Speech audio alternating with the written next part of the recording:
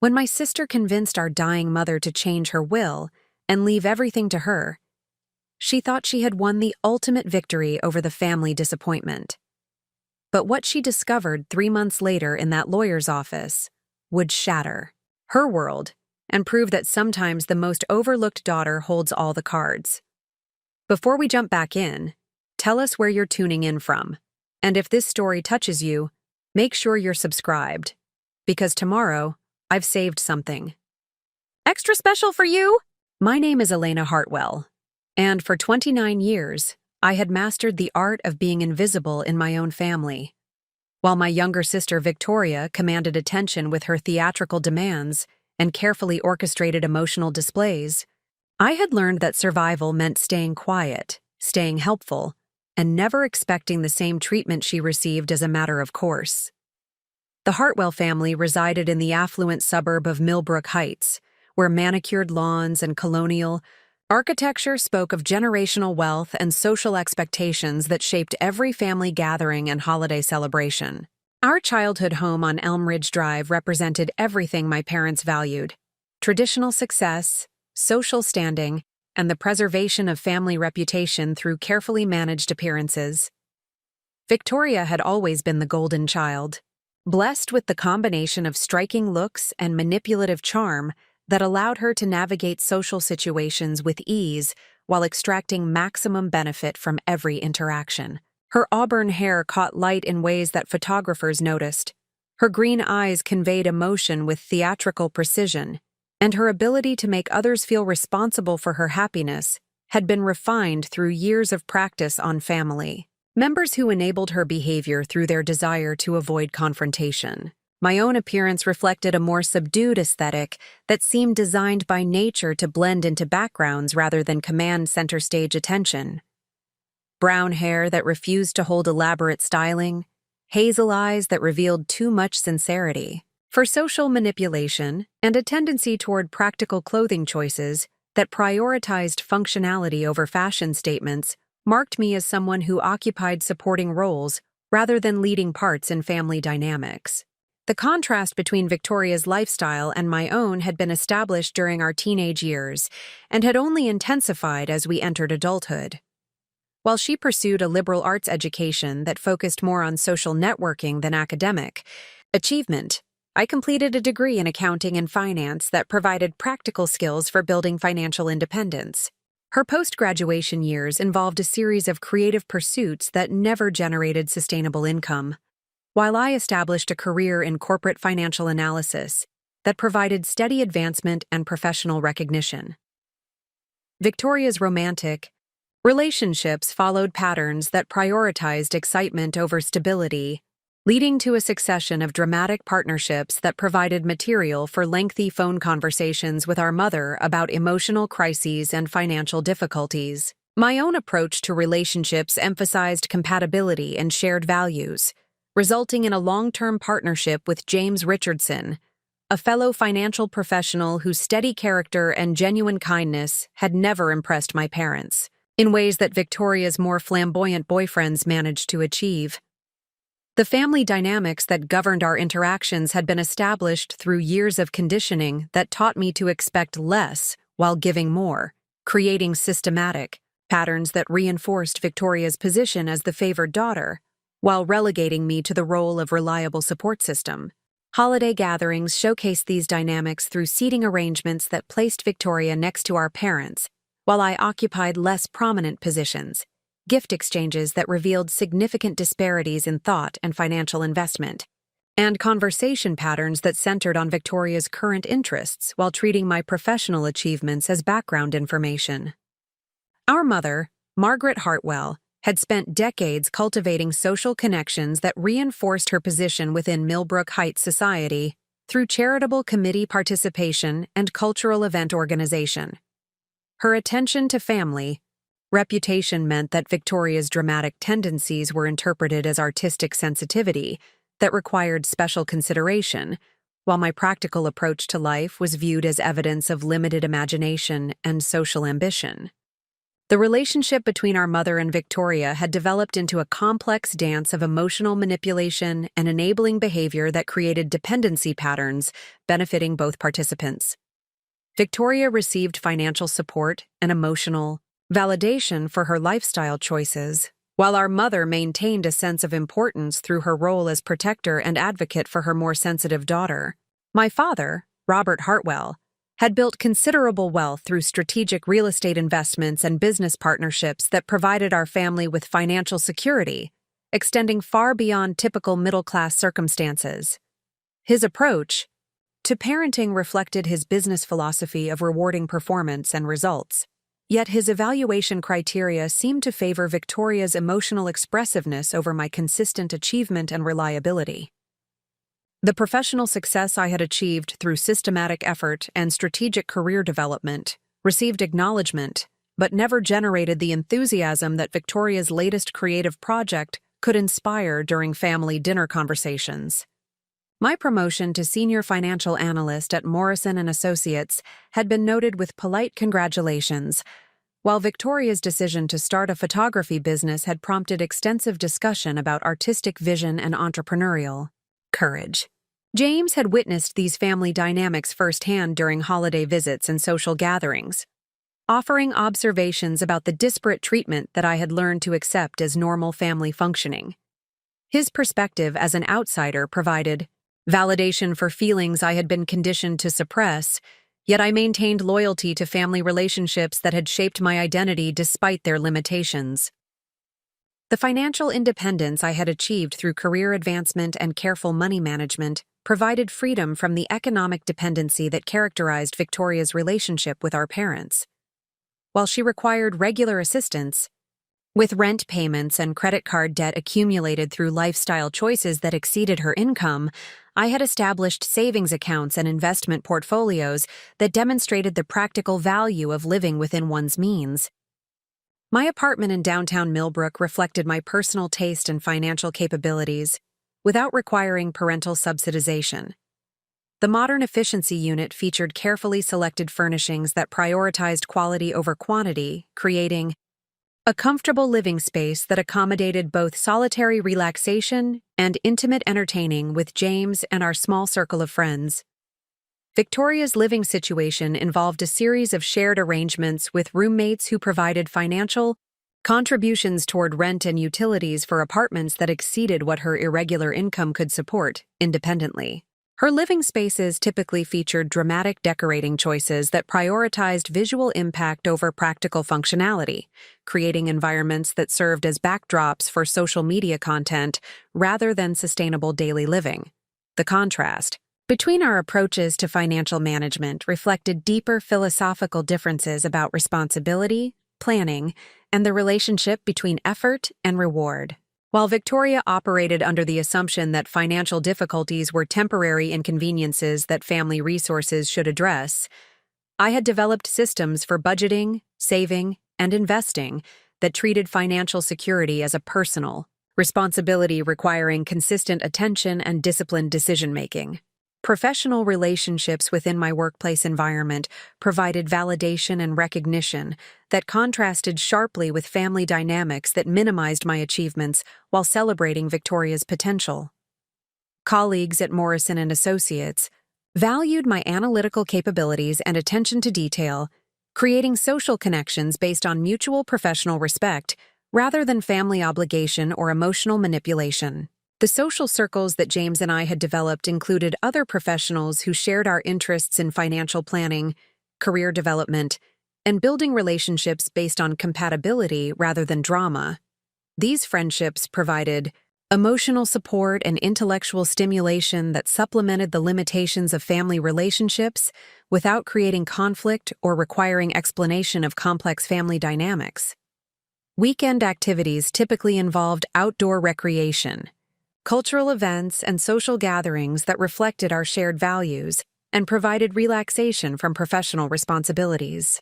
James and I had established patterns of communication and decision-making that emphasized cooperation and mutual respect, creating relationship stability that contrasted with the emotional volatility that characterized Victoria's romantic partnerships. The investment portfolio I had built through systematic contributions and strategic asset allocation represented more than financial planning. It symbolized my commitment to creating security and independence that would protect me from the economic instability that affected Victoria's lifestyle choices.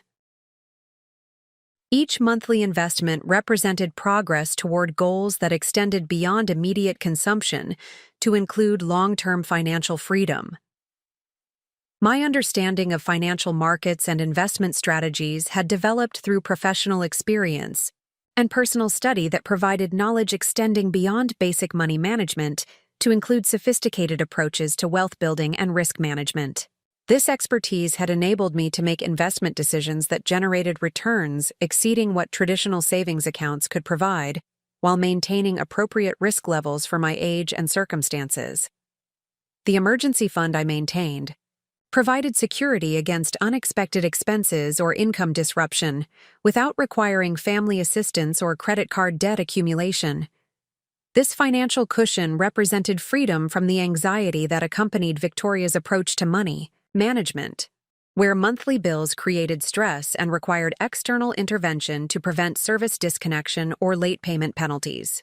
Career advancement opportunities continued to emerge through my reputation for analytical excellence and reliable project completion within Morrison & Associates.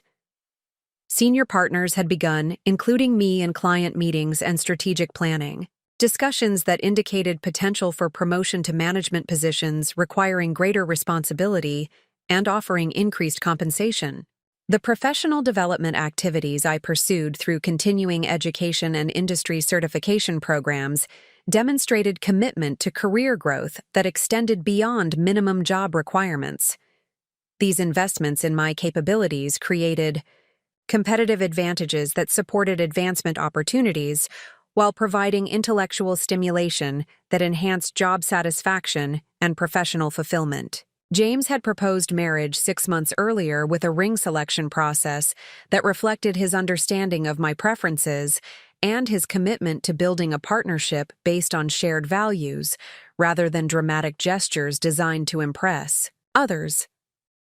Our engagement had been celebrated quietly with close friends while generating polite acknowledgement from my family without the extensive planning sessions and gift registries that had accompanied Victoria's previous engagements.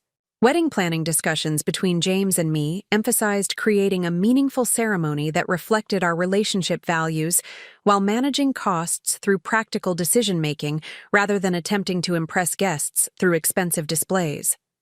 Our approach prioritized long-term marriage success over short-term event planning, recognizing that wedding expenses should support rather than compromise financial goals for our shared future. The contrast between my engagement experience and Victoria's previous wedding planning disasters provided insight into different approaches to relationship priorities and financial management. While her engagements had generated extensive family involvement and financial contributions toward elaborate celebrations that ultimately failed to prevent relationship dissolution, my engagement represented commitment to partnership sustainability rather than event spectacle. Victoria's current romantic situation involved another relationship characterized by emotional intensity and financial instability, creating familiar patterns of family involvement in relationship drama and requests for financial assistance to address problems that seemed to recur regardless of specific boyfriend details. The emotional energy that these relationships consumed from family resources created ongoing distractions from other family priorities while reinforcing Victoria's position as the daughter requiring special attention and support. My mother's involvement in Victoria's romantic relationships included regular phone conversations about relationship difficulties, financial contributions toward shared expenses when boyfriends proved unreliable, and emotional support that extended beyond normal parental guidance to include active intervention in adult relationship problems. This pattern of involvement had been established through years of crisis management that taught Victoria to expect family resources would be available to address consequences of her romantic and financial decisions. The stability of my relationship with James provided contrast that seemed to generate less family interest than Victoria's dramatic partnerships, creating additional evidence of family dynamics that prioritized excitement over sustainability. Our relationship discussions with family members focused on practical planning details rather than emotional crises, resulting in conversations that received less attention and investment from parents who seemed more engaged by problems requiring their intervention than successes achieved through independent effort. Preparing and narrating this story took us a lot of time, so if you are enjoying it, subscribe to our channel. It means a lot to us. Now back to the story. These family dynamics had shaped my expectations and responses to the point where I had learned to find validation through professional achievement and romantic partnership, rather than seeking approval that seemed reserved for different personality types and lifestyle choices. The coping strategies I had developed included focusing on controllable factors while accepting family limitations that were unlikely to change, regardless of my efforts or achievements. The emotional resilience I had built through years of managing family dynamics that favored Victoria over me had created psychological strength that served me well in professional settings and romantic relationships where my practical approach and reliable character were valued rather than overlooked. This resilience would prove essential as family circumstances evolved in ways that would test all the patience and strategic thinking I had developed through years of navigating complex emotional terrain. As autumn approached and wedding planning activities with James accelerated, I maintained optimism that family relationships might improve as my personal happiness became more obvious through marriage preparation activities. However, the signs of change that were emerging within our family structure would challenge my assumptions about familiar patterns while revealing dynamics that had been developing beneath the surface of routine interactions. The telephone call, that would alter everything, came on a Tuesday evening in October when the first hints of seasonal change were beginning to affect the landscape around Millbrook Heights, creating the kind of atmospheric backdrop that often accompanies significant life transitions. Little did I know that the conversation awaiting me would mark the beginning of the most challenging and ultimately transformative period of my adult life, testing every assumption I had made about family loyalty, personal worth, and the true nature of love within family relationships. The telephone call that would forever alter the trajectory of my life arrived at 8:47 p.m. on October 15th, interrupting the peaceful evening James and I had planned around reviewing wedding venue contracts and finalizing guest list details. The caller identification displayed my mother's name, which initially prompted no particular concern since our weekly conversations typically occurred during evening hours when her social calendar permitted extended discussion. However, the tremor in Margaret Hartwell's voice immediately signaled that this conversation would deviate significantly from our usual exchanges about family news and social obligations. Her words came in fragmented bursts, punctuated by emotional pauses that suggested she was struggling to maintain the composure that typically characterized her communication style, even during difficult family discussions. "Elena, I need you to come home immediately," she began without her customary pleasantries or inquiry about my well-being. "Your father has had a massive heart attack. He's in intensive care at Millbrook General Hospital, and the doctors are saying we need to prepare for the worst possible outcome." The initial shock of receiving such devastating news created a momentary disconnection from reality as my mind struggled to process information that contradicted the invincibility I had always associated with Robert Hartwell. My father had represented stability and strength throughout my childhood and adult years, making the concept of his mortality feel abstract and impossible despite the medical evidence that suggested otherwise. James immediately recognized the gravity of the situation through my facial expression and began gathering our belongings while I continued the phone conversation with my mother. His instinctive response to crisis situations demonstrated the partnership qualities that had attracted me to him originally, showing how he prioritized practical support over emotional reactions during moments requiring decisive action.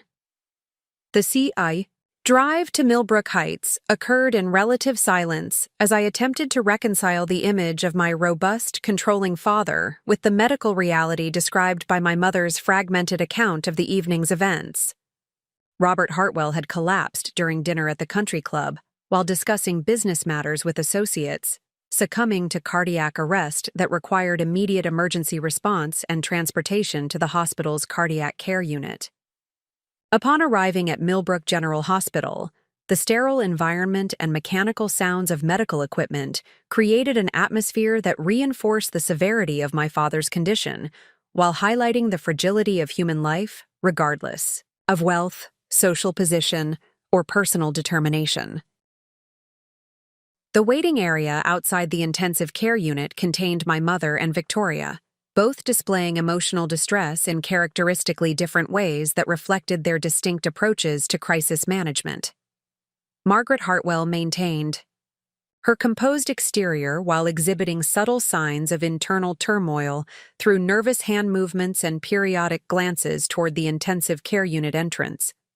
Her decades of social conditioning had taught her to manage public displays of emotion even during private family crises, creating a controlled facade that concealed the depth of her fear and uncertainty about my father's prognosis. Victoria's emotional expression proved far more dramatic and visible, involving tears, dramatic gestures, and verbal expressions of despair that attracted attention from other families in the waiting area.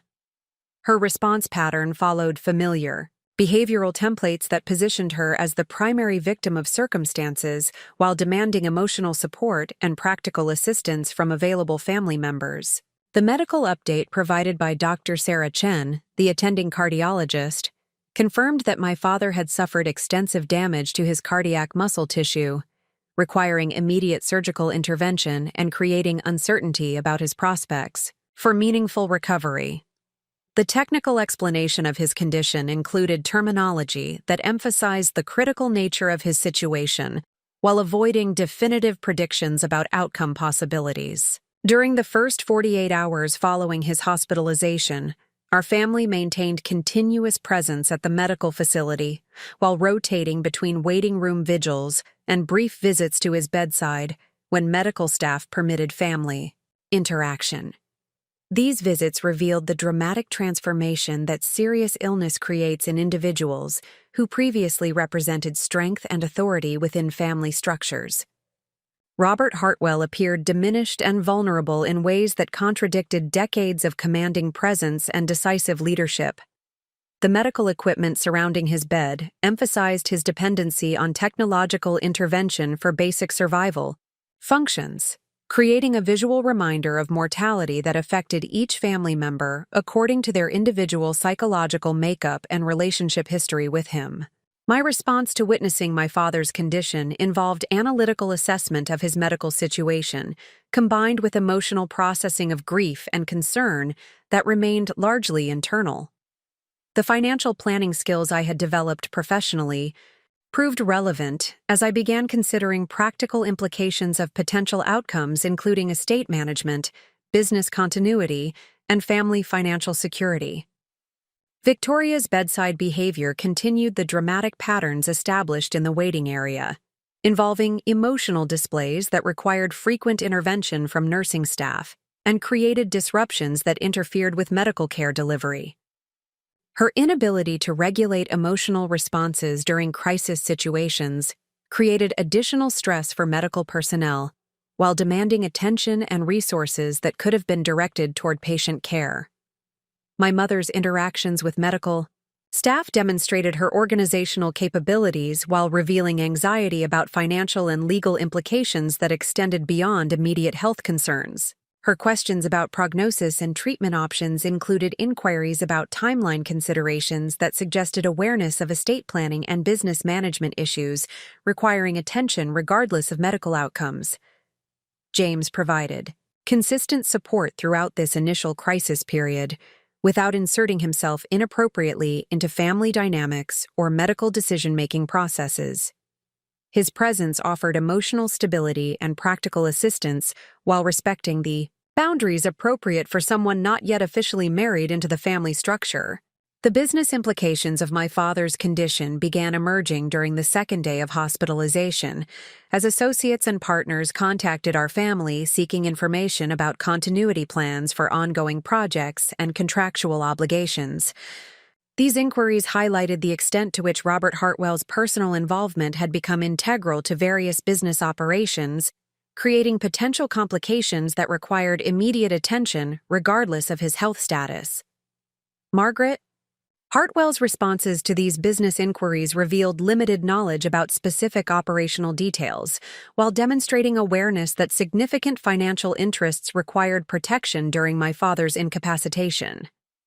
Her reliance on legal and accounting professionals for guidance indicated recognition of complexity that exceeded her personal expertise and comfort level.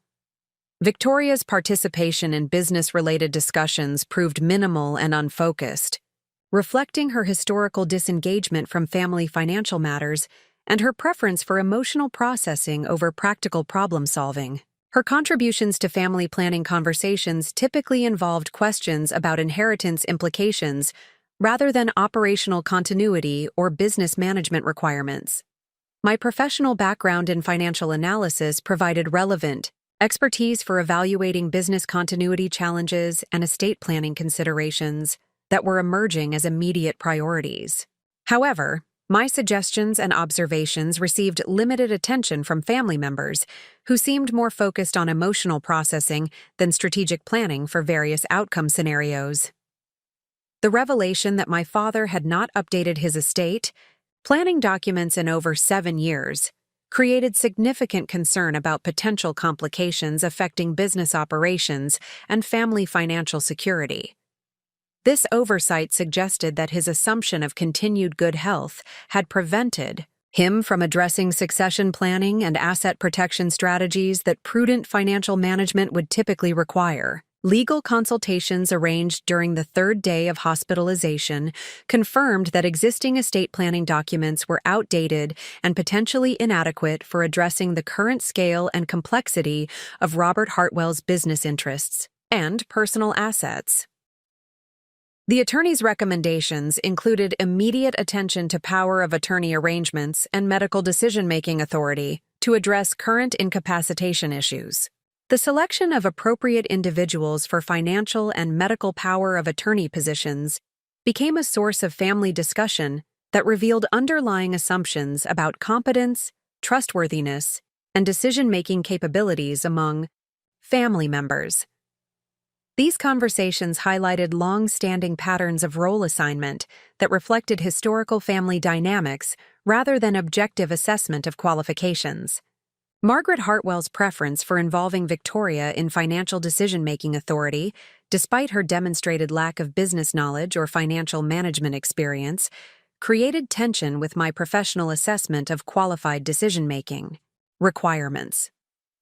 The emotional bonds between my mother and Victoria appeared to override practical considerations about expertise and reliability. My attempts to offer professional guidance about financial management and business continuity during my father's incapacitation were met with polite acknowledgement but limited implementation, suggesting that family emotional dynamics were taking precedence over practical expertise in critical decision-making processes. The medical prognosis remained uncertain throughout the first week of hospitalization as my father's condition stabilized, at a level that prevented immediate crisis while failing to indicate meaningful improvement potential. This prolonged uncertainty created ongoing stress for family members while requiring sustained presence at the medical facility and continued attention to business management issues. Victoria's emotional demands during this period included requests for financial assistance to address her inability to maintain employment while participating in hospital vigils, creating additional financial pressure on family resources during an already stressful time. Her expectation that family crisis should excuse her from economic responsibilities reflected established patterns of dependency that continued despite changed circumstances. The coordination of family schedules to maintain continuous hospital presence while addressing business obligations and personal responsibilities required organizational skills that fell primarily to me due to my experience with project management and scheduling complexity. This coordination role provided opportunities to demonstrate leadership capabilities while receiving limited recognition for contributions to family crisis management. James's support during this period included assistance with practical tasks such as meal preparation, transportation coordination, and communication with extended family members about my father's condition. His contributions allowed me to focus, on medical advocacy and business continuity issues while maintaining emotional stability during an extremely challenging time. The financial analysis I conducted regarding potential outcomes of my father's condition revealed significant implications for family financial security and business operations that required immediate attention regardless of his eventual recovery prospects. These assessments indicated need for strategic planning that addressed both short-term operational requirements and long-term wealth preservation goals. The estate planning attorney's preliminary assessment suggested that existing documents were inadequate for protecting family interests during incapacitation scenarios, while failing to address tax optimization strategies that could preserve wealth for beneficiary distribution. These deficiencies created vulnerability that required immediate correction through updated legal documentation. My recommendations for estate planning updates included provisions that would protect family financial interests while ensuring qualified decision-making authority during incapacitation periods. However, these suggestions received limited consideration from family members who seemed overwhelmed by emotional aspects of the crisis, rather than focusing on practical protection requirements. The establishment of medical decision-making protocols became necessary as my father's condition required ongoing treatment decisions without his direct input or consent. These protocols highlighted questions about family member qualifications for making complex medical choices that could affect treatment outcomes and recovery prospects.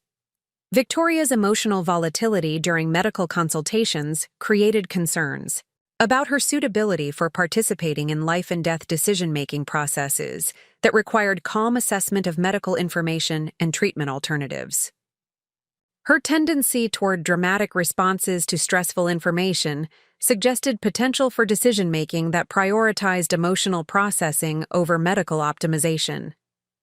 My approach to medical advocacy involved systematic review of treatment options, consultation with multiple medical specialists, and evaluation of outcome probabilities that provided foundation for informed decision-making. This analytical methodology contrasted with family members who seemed to prefer emotional processing over systematic assessment of medical alternatives. The business continuity challenges that emerged during my father's hospitalization required immediate attention to prevent disruption of ongoing projects and contractual obligations. These operational requirements demanded expertise in financial management and strategic planning that exceeded the capabilities of family members without professional business experience. My professional qualifications provided relevant expertise for addressing business management requirements during my father's incapacitation, yet family decision-making processes continued to prioritize emotional relationships over technical competence in assigning responsibilities and authority. The revelation that significant estate planning oversights had created vulnerability for family financial interests became increasingly apparent as legal consultations continued.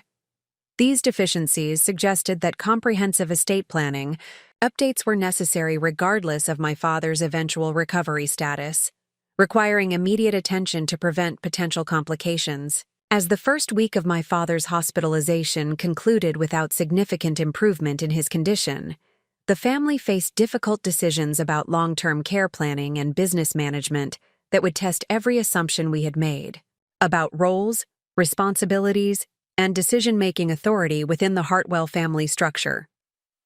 The transformation in family dynamics became apparent during the second week of my father's hospitalization, as his condition stabilized into a pattern that suggested long-term incapacitation rather than rapid recovery or immediate decline. This medical plateau created space for family members to shift attention from acute crisis management toward longer-term planning considerations that would ultimately reveal the true nature of relationships and priorities within the Hartwell family structure. Victoria's behavior underwent subtle but significant changes during this transition period, as she began positioning herself as the primary caregiver and emotional support system for our mother. Her strategic approach to this role involved increased presence at family discussions, enhanced participation in medical consultations, and systematic efforts to establish herself as the daughter who provided the most meaningful assistance during our family's most challenging period. The evolution of Victoria's involvement occurred gradually through small adjustments that individually appeared reasonable, while collectively creating a pattern of influence expansion that shifted family decision-making dynamics in her favor. Her emotional intelligence regarding family manipulation had been refined through years of practice, enabling her to implement strategies that appeared supportive while serving her underlying interests in establishing preferential treatment and decision-making authority. Margaret Hartwell's increasing dependence on Victoria for emotional support created opportunities for influence that my sister leveraged systematically to advance her position within family hierarchy. The grief and anxiety that accompanied my father's condition made my mother particularly vulnerable to manipulation tactics that positioned Victoria as essential for emotional stability and practical assistance during crisis management. My continued focus on professional responsibilities and practical problem-solving during this period was interpreted by family members as emotional distance rather than strength and competence. The analytical approach I maintained toward medical and financial challenges was characterized as coldness by Victoria, who suggested that my inability to display appropriate emotional distress indicated inadequate concern for family welfare and my father's suffering. The contrast between Victoria's emotional expressiveness and my practical contributions became a recurring theme in family discussions that consistently favored dramatic displays over effective action. Her tears and verbal expressions of despair were interpreted as evidence of deeper love and commitment, while my systematic approach to addressing business continuity and medical advocacy was viewed as insufficient emotional investment in family crisis. James observed these developing dynamics with growing concern about the systematic marginalization of my contributions, while Victoria's influence expanded through emotional manipulation rather than demonstrated competence. His perspective as an objective observer provided validation for my perception that family decision-making processes were becoming increasingly divorced from merit-based evaluation of capabilities and contributions. The estate planning discussions that occurred during the third week of hospitalization revealed the extent to which Victoria had positioned herself as my mother's primary advisor and confidant regarding financial and legal matters. Despite her demonstrated lack of expertise in these areas, her emotional relationship with our mother had created presumptive authority that superseded professional qualifications and analytical capabilities. Victoria's participation in estate planning conversations involved questions and suggestions that revealed her limited understanding of financial management and legal requirements, while demonstrating keen awareness of inheritance implications and asset distribution possibilities. Her inquiries focused primarily on beneficiary designations and asset allocation, rather than tax optimization or business continuity strategies that would preserve wealth and operational effectiveness. The family attorney, Thomas Whitfield, demonstrated professional courtesy toward all family members, while clearly recognizing the disparity in financial knowledge and strategic thinking between Victoria and myself. His questions about business operations and asset management were consistently directed toward me, yet family dynamics ensured that Victoria's emotional relationship with our mother carried greater weight in final decision-making processes. My recommendations for estate planning optimization included establishment of trust structures that would provide tax advantages while protecting assets from potential creditor claims and ensuring professional management of business interests during transition periods. These suggestions reflected sophisticated understanding of wealth preservation strategies that could significantly benefit family financial security over long-term periods. Victoria's response to my estate planning recommendations involved questions that revealed her focus on immediate access to assets rather than long-term wealth preservation or business continuity. Her concerns about trust structures and professional management reflected anxiety about potential limitations on her ability to access family resources for personal financial needs and lifestyle maintenance. The systematic exclusion of my expertise from family decision-making processes became increasingly apparent as discussions progressed without meaningful consideration of my professional qualifications or analytical contributions. The emotional bonds between Victoria and our mother, created decision-making authority that superseded objective evaluation of competence and knowledge relevant to complex financial and legal challenges. Margaret Hartwell's increasing reliance on Victoria for guidance regarding estate planning decisions represented a fundamental shift in family authority structures that prioritized emotional comfort over practical effectiveness. The grief and stress associated with my father's condition had created vulnerability that Victoria exploited systematically to establish herself as the primary family advisor, despite her inadequate qualifications for such responsibility. The business management challenges that continued throughout my father's incapacitation required ongoing attention to contractual obligations, financial oversight, and strategic decision-making that exceeded Victoria's capabilities while falling directly within my professional expertise. However, family dynamics ensured that my contributions to business continuity received minimal recognition, while Victoria's emotional support was characterized as more valuable and meaningful. My attempts to maintain professional standards in addressing business management requirements created tension with family members who interpreted systematic approaches as insensitivity to emotional aspects of our crisis. The expectation that family tragedy should override business obligations reflected misunderstanding of fiduciary responsibilities and contractual commitments that required continued attention regardless of personal circumstances. Victoria's strategic positioning during family discussions involved subtle undermining of my contributions while promoting her own importance through emotional manipulation and dependency creation. Her comments about my perceived coldness and insufficient emotional expression were designed to establish contrast that favored her dramatic responsiveness over my practical effectiveness.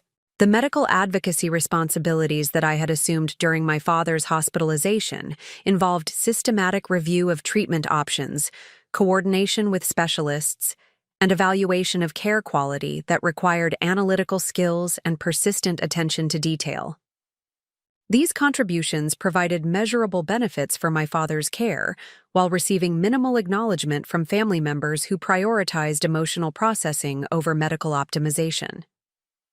Victoria's participation in medical advocacy involved primarily emotional responses to medical information rather than systematic analysis or strategic coordination of care improvements. Her dramatic reactions to medical updates created disruptions that interfered with information gathering while demanding attention and emotional support from medical staff and family members.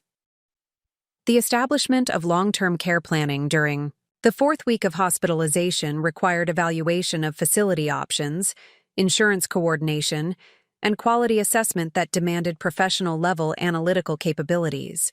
My research and evaluation of care alternatives provided foundation for informed decision-making, while Victoria's contributions involved emotional preferences that lacked systematic assessment of care quality or financial implications. The financial implications of long-term care requirements created immediate concerns about cash flow management and asset preservation that required sophisticated planning to optimize outcomes while protecting family wealth.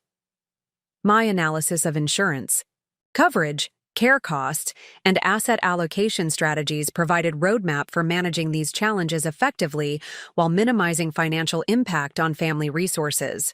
Victoria's understanding of long-term care financial implications proved limited to concerns about immediate costs rather than comprehensive assessment of insurance optimization, tax implications, and wealth preservation strategies.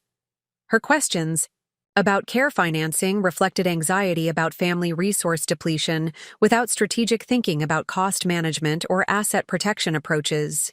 My professional network provided access to specialists in elder care planning, insurance optimization, and healthcare finance that could address complex challenges associated with long-term care management. These resources offered opportunities for professional consultation that could significantly improve care outcomes while reducing financial burden on family assets. The coordination of professional consultations required systematic approach to information gathering, option evaluation, and decision-making that leveraged expert knowledge while maintaining focus on optimal outcomes for both care quality and financial preservation. My project management experience provided relevant skills for managing multiple consultant relationships while synthesizing recommendations into actionable strategies. Victoria's response to professional consultation recommendations involved skepticism about expert advice that contradicted her emotional preferences, while demonstrating limited ability to evaluate technical information or strategic implications of various alternatives. Her tendency to prioritize emotional comfort over optimization created resistance to professional recommendations that could significantly benefit both care quality and financial outcomes. The systematic exclusion of my professional expertise from family decision-making processes continued, despite demonstrated effectiveness in addressing complex challenges associated with medical advocacy, business continuity, and long-term care planning. The emotional dynamics that governed family relationships consistently overrode merit-based evaluation of contributions and capabilities. Margaret Hartwell's increasing dependence on Victoria for emotional support and decision-making guidance created vulnerability that extended beyond immediate crisis management to include fundamental questions about family asset management and estate planning. This emotional dependency was systematically exploited to establish Victoria's authority over family financial matters, despite her demonstrated lack of relevant expertise. The legal consultations that occurred during the 5th week of hospitalization revealed the extent to which estate planning oversights had created vulnerability for family wealth preservation and business continuity. The attorney's recommendations for comprehensive estate plan updates required immediate attention to prevent potential complications that could significantly impact family financial security. Victoria's participation in legal consultations involved questions about inheritance timing and asset distribution that revealed her primary concern with immediate access to family wealth rather than long-term preservation strategies or business continuity requirements. Her focus on beneficiary rights and distribution schedules demonstrated limited understanding of estate planning objectives beyond personal financial benefit. My recommendations for estate planning optimization included sophisticated trust structures, tax minimization strategies, and business succession planning that would preserve wealth while ensuring professional management during transition periods.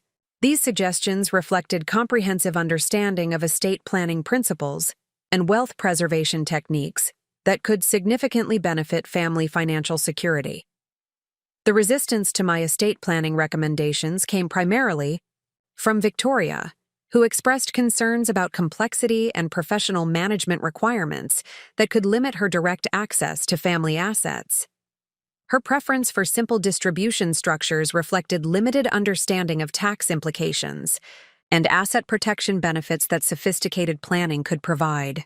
Margaret Hartwell's decision-making regarding estate planning updates became increasingly influenced by Victoria's emotional appeals and simplified presentations of complex issues that avoided technical details while emphasizing immediate accessibility concerns.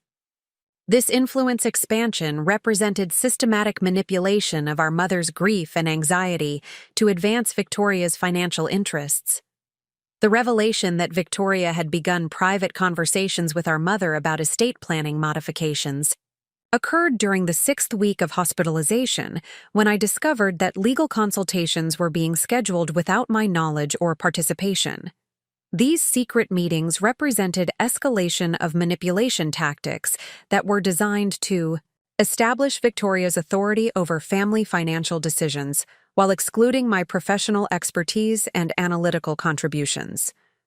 The strategic nature of Victoria's approach to estate planning influence became apparent through her systematic efforts to position herself as our mother's primary advisor, while undermining confidence in my professional qualifications and analytical recommendations.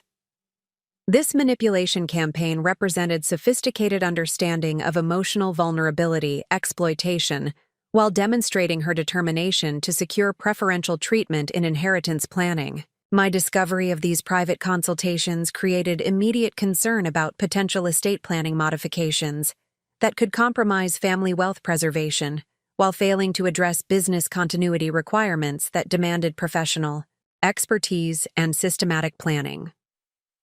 The exclusion of my knowledge and experience from these critical discussions represented fundamental violation of family collaboration principles while threatening optimization of outcomes for all family members. The confrontation that resulted from my discovery of secret estate planning discussions would ultimately reveal the full extent of Victoria's manipulation campaign while establishing the foundation for family conflicts that would test every assumption about loyalty, competence, and fairness within the Hartwell family structure. The discovery of Victoria's clandestine estate planning activities occurred through a combination of professional vigilance and circumstantial evidence that emerged during my routine coordination of family business affairs.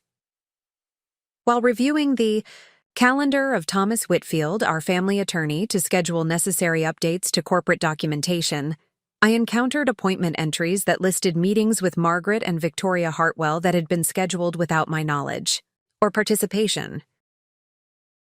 The systematic exclusion of my involvement in these legal consultations represented a fundamental breach of family collaboration protocols that had been established during the initial crisis period following my father's hospitalization. The timing and frequency of these secret meetings indicated deliberate coordination between Victoria and our mother to advance estate planning modifications without the benefit of my professional expertise or analytical assessment of proposed changes. My initial response to discovering these undisclosed legal consultations involved careful verification of appointment details and scope of discussions to ensure accurate understanding of the situation before confronting family members about their secretive behavior. The documentation available through attorney billing records and appointment scheduling systems provided clear evidence of multiple meetings that had occurred over a 3-week period without my knowledge. The strategic implications of these secret meetings extended beyond simple exclusion from family discussions to encompass potential modifications to estate planning documents that could significantly impact family wealth preservation, business continuity, and inheritance distribution. The absence of my professional input during these critical discussions created vulnerability for suboptimal decision-making that could compromise long-term family financial security. James provided emotional support and analytical perspective during my processing of this betrayal, offering objective assessment of family dynamics while helping me develop appropriate responses that would protect both my interests and family relationships. His experience with corporate politics and organizational behavior provided relevant insights for understanding manipulation tactics and developing strategic countermeasures. The confrontation strategy I developed prioritized professional presentation of concerns while maintaining family relationship preservation wherever possible. My approach emphasized protection of family interests rather than personal grievances, focusing on estate planning optimization and wealth preservation objectives that served all family members rather than individual preferences or emotional considerations. The scheduling of a comprehensive family meeting to address estate planning coordination required diplomatic communication that acknowledged the secret meetings while requesting inclusion in future discussions. My professional communication skills enabled presentation of this request in terms that emphasized family benefit rather than personal exclusion, maintaining collaborative tone while establishing boundaries for future decision-making processes. Margaret Hartwell's response to my request for estate planning inclusion revealed the extent to which Victoria had influenced her perspective regarding my role in family financial matters. Her explanation for excluding me from legal consultations involved characterizations of my analytical approach as unnecessarily complex and emotionally insensitive, reflecting Victoria's systematic campaign to undermine confidence in my professional contributions. The preparation for comprehensive estate planning discussions required extensive research into optimal wealth preservation strategies, tax minimization techniques, and business succession planning that would address all identified family needs while protecting long-term financial security. My professional network provided access to specialized expertise in estate planning optimization that could significantly enhance outcomes compared to simplified approaches favored by Victoria. Victoria's response to my request for inclusion In estate planning, discussions involve defensive justifications for secret meetings while attempting to characterize my professional involvement as controlling behavior rather than expertise contribution. Her manipulation tactics included emotional appeals about family unity and suggestions that my analytical approach created unnecessary complications during already stressful circumstances.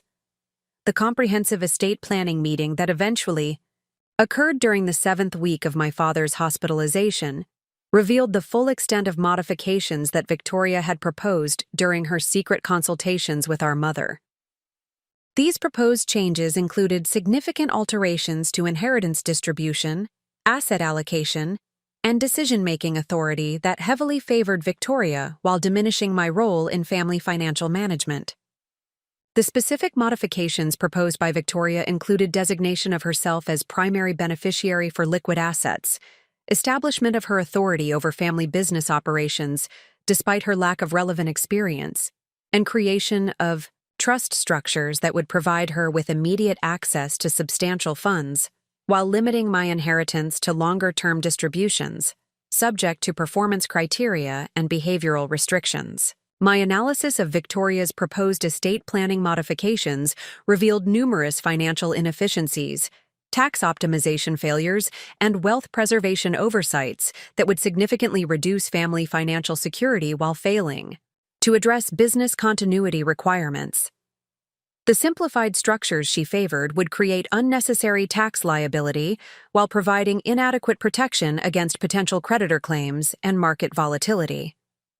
The professional presentation I developed to address Victoria's estate planning proposals included comprehensive analysis of tax implications, wealth preservation opportunities, and business succession strategies that demonstrated superior outcomes through sophisticated planning approaches. My recommendations provided measurable financial benefits while addressing all family security needs through professionally designed trust structures and asset protection mechanisms. Thomas Whitfield's professional assessment of competing estate planning approaches clearly favored my comprehensive recommendations while identifying significant deficiencies in Victoria's simplified proposals.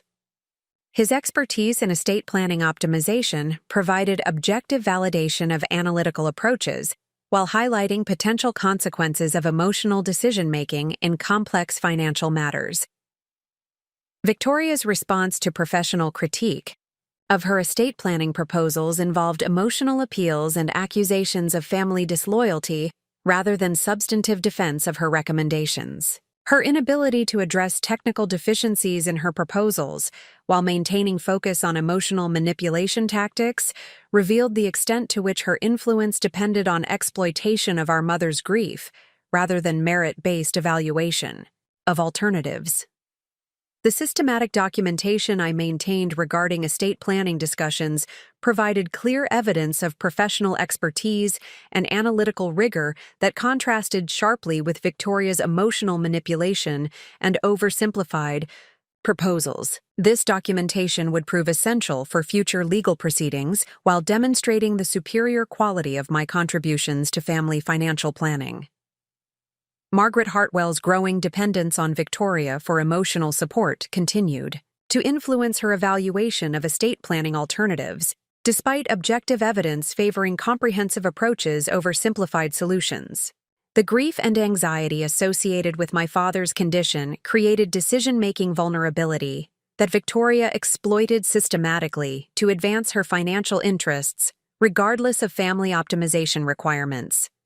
The revelation that Victoria had been conducting private research into estate planning modification procedures occurred through discovery of her internet search history and legal consultation inquiries that revealed systematic efforts to understand inheritance acceleration and trust structure circumvention.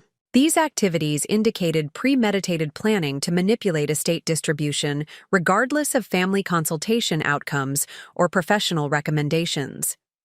The scope of Victoria's estate planning manipulation extended beyond immediate inheritance. Concerns to include investigation of methods for gaining control over family business operations, despite her lack of relevant experience or qualifications. Her research into corporate governance and decision-making authority revealed ambitions that extended far beyond personal financial benefit to encompass control over family wealth and business assets. My professional response to Victoria's systematic manipulation campaign required careful balance between family relationship preservation and protection of legitimate interests in optimal estate planning outcomes. The documentation and analysis I developed provided foundation for defending family financial security while maintaining collaborative approach to conflict resolution wherever possible. The consultation with independent estate planning specialists provided objective assessment of proposed modifications while validating the superiority of comprehensive approaches over simplified alternatives favored by Victoria. These professional opinions established clear evidence of optimal strategies while providing legal foundation for challenging emotionally driven decision-making that could compromise family financial security. The discovery that Victoria had been researching methods for expediting inheritance distribution while circumventing standard estate planning procedures revealed the calculated nature of her manipulation campaign. Her investigation into legal mechanisms for asset access during incapacitation periods indicated systematic planning to exploit family crisis for personal financial advantage. The strategic coordination between Victoria and our mother in scheduling secret legal consultations without my knowledge represented deliberate exclusion that violated collaborative decision-making principles while creating vulnerability for suboptimal outcomes. The timing and frequency of these meetings indicated systematic campaign to establish decision-making authority through emotional manipulation rather than merit-based evaluation. My professional network's assessment of Victoria's estate planning research revealed potential legal and ethical concerns regarding her proposed modifications, while highlighting the sophistication of comprehensive planning approaches that could address all family needs effectively. These expert opinions provided additional validation for analytical methods, while identifying risks associated with simplified alternatives. The documentation of Victoria's manipulation tactics included systematic record-keeping regarding secret meetings, proposed modifications, and research activities that would provide evidence for future legal proceedings if collaborative resolution proved impossible. This professional approach to conflict documentation demonstrated strategic thinking while maintaining focus on family interest protection. The psychological analysis of Victoria's behavior patterns during estate planning manipulation revealed sophisticated understanding of emotional vulnerability exploitation, while demonstrating her determination to secure preferential treatment regardless of family optimization requirements. Her systematic approach to influence expansion indicated careful planning rather than opportunistic behavior during family crisis.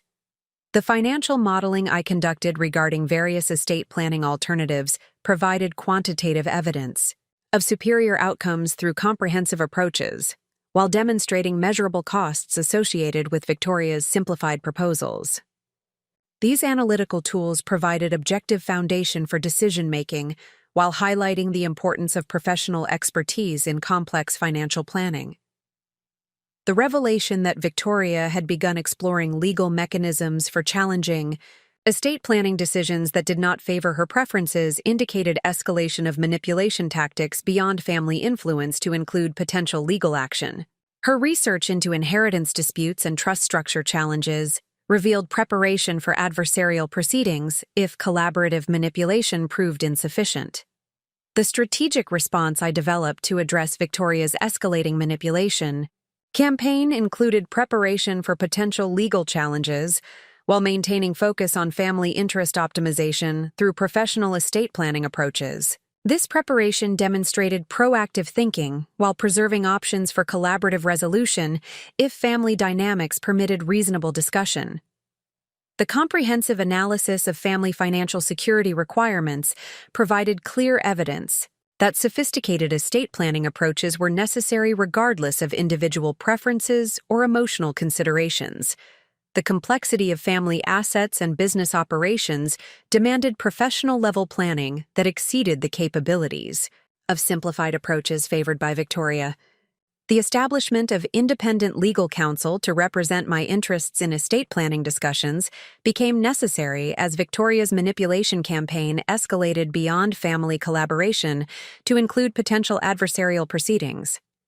This professional representation provided protection while maintaining focus on optimal outcomes for all family members, rather than individual advantage. The discovery that Victoria had been systematically documenting my responses to her manipulation tactics for potential use in legal proceedings revealed the calculated nature of her campaign while indicating preparation for formal challenges to estate planning decisions.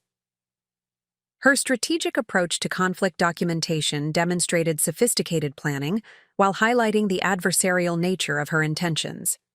The comprehensive family meeting I had requested was scheduled for the 8th week following my father's hospitalization, taking place in the conference room of Thomas Whitfield's law office to ensure professional oversight and proper documentation of all estate planning discussions. The formal setting was deliberately chosen to establish appropriate boundaries for productive conversation while preventing the emotional manipulation tactics that had characterized recent family interactions.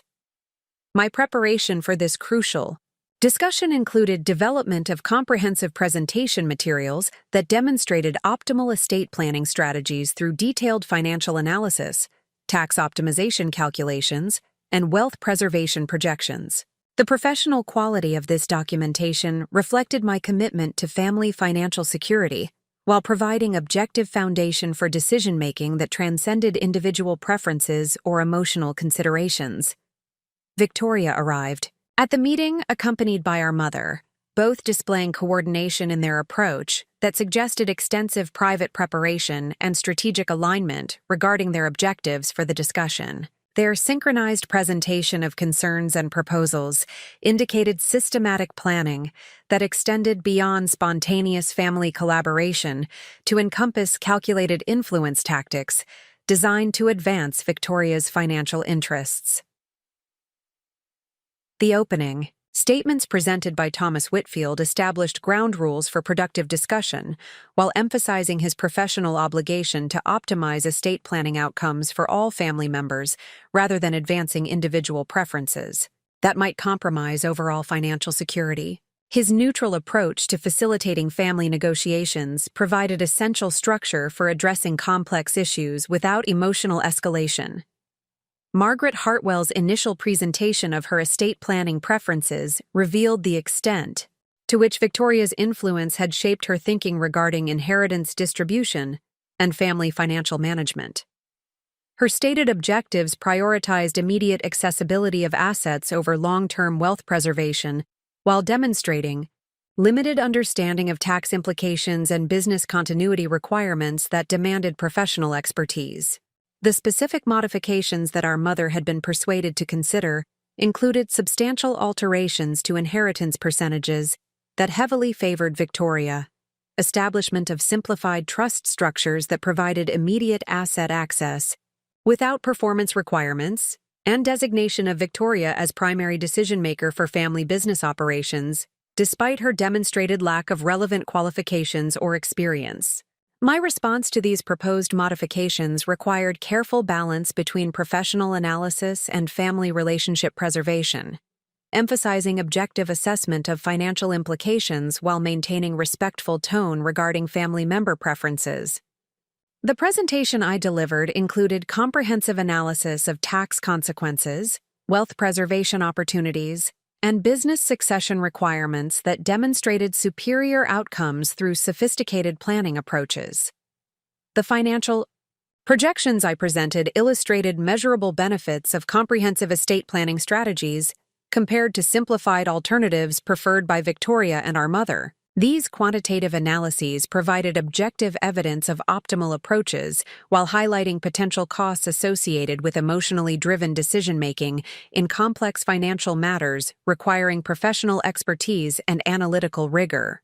Victoria's response to my professional presentation involved dismissive characterizations of analytical complexity while promoting simplified approaches that emphasized immediate family harmony over long-term financial optimization. Her arguments, consistently prioritized emotional comfort and accessibility concerns over measurable financial benefits that comprehensive planning could provide for all family members. The systematic undermining of my professional credibility that Victoria had conducted during private consultations with our mother became apparent through responses that questioned my qualifications and motivations rather than addressing substantive, technical content of my recommendations. These character attacks represented continuation of manipulation tactics designed to establish her authority through discrediting rather than merit-based competition. Thomas Whitfield's professional assessment of competing estate planning approaches provided objective validation of comprehensive strategies while identifying specific deficiencies in simplified alternatives that could compromise family financial security. His expertise in wealth preservation and tax optimization supported analytical methods while demonstrating professional standards for estate planning excellence. The revelation that Victoria had been researching methods for expediting inheritance distribution through legal mechanisms designed for emergency situations created immediate concern about potential abuse of estate planning procedures for personal, financial advantage. Her investigation into incapacitation protocols and asset transfer acceleration indicated systematic planning to exploit family crisis regardless of optimization requirements for all beneficiaries. My documentation of Victoria's manipulation campaign provided comprehensive evidence of systematic influence tactics that had been employed to establish decision-making authority through emotional exploitation rather than demonstrated competence in financial management or estate planning. This professional record-keeping demonstrated strategic thinking while protecting legitimate interests in optimal family outcomes. The confrontation regarding secret legal consultations and deliberate exclusion from family financial planning created immediate tension that required careful management to prevent complete breakdown of collaborative possibilities. My approach emphasized protection of family interests rather than personal grievances, while establishing boundaries for future participation in critical decisions affecting long-term financial security. Victoria's defensive responses to questions about secretive behavior involved justifications that characterized exclusion as protection of family harmony rather than deliberate manipulation to advance her financial interests. Her explanations consistently avoided acknowledgement of professional expertise requirements while promoting emotional criteria for decision-making authority in complex financial matters.